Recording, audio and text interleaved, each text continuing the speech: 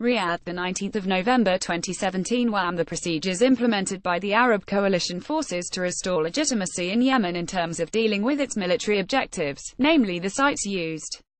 by the Houthi and ousted Salehs militias, are consistent with the International Humanitarian Law and its customary rules, the Joint Incident Assessment Team, JIAT, has affirmed.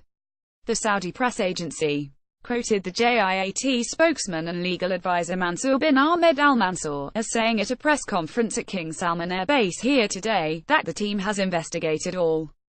allegations involving the coalition's operations against the military sites used by the Houthi and ousted Salehs militias and found out that based on accurate intelligence, the procedures and actions taken by the coalition forces have been correct and comply with the International Humanitarian Law and its customary rules, including engagement rules.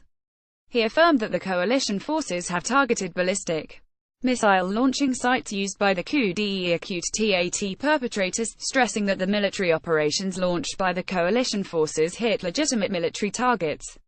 The Houthi and the ousted militias are using sites adjacent to hospitals, he said, affirming that the coalition forces have not targeted Al Sabeen Maternity Hospital, rather targeting specific buildings which were legitimate military targets, using precisely guided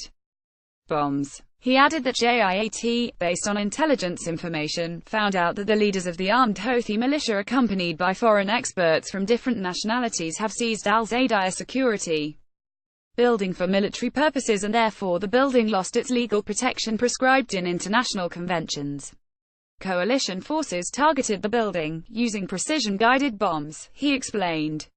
The JIAT spokesman concluded that the coalition forces' procedures regarding the military objective were correct, and in accordance with international humanitarian law, including its customary rules, and that allegations about the operations resulted